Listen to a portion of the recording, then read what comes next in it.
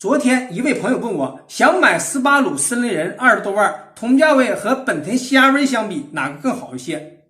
那么首先这两款车子都是紧凑级 SUV， 斯巴鲁是全进口的，斯巴鲁整台车的操控行驶质感要比本田 CR-V 好太多了。本田 CR-V 唯一的优点现在就有一个优点，就车身长度增加了80毫米，新款有7轴版本可以选择了，但是就是离谱应付一下子。但是有汽车需求呢，有总比没有强，这是它唯一的优点。还是那个 1.5T 的地球梦发动机匹配 CVT 变速箱，还是那个配置，外观改变了，年轻时尚了，但是它跟斯巴鲁森林人是比不了的。斯巴鲁森林人它的四驱脱困能力要比普通的城市 LV 要好太多了，知道吗？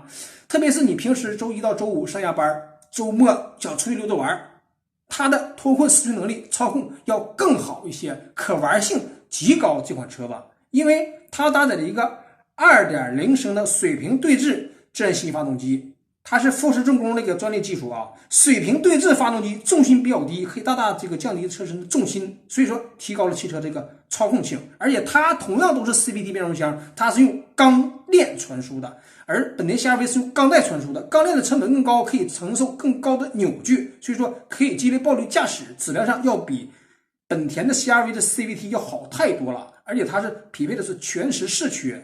正常啊，强涡轮是动力扭力匹配60:40。当这个轮胎出现打滑的时候，电控单元开始介入了，可以使得强涡轮50:50的动力扭力匹配。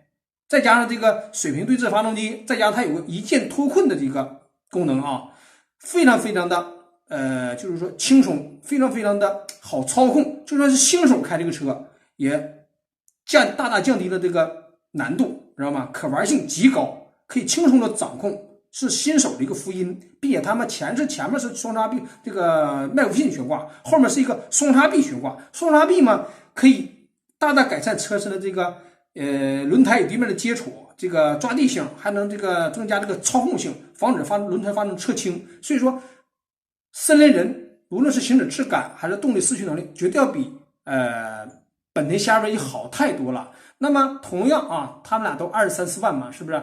森林人要更好一些。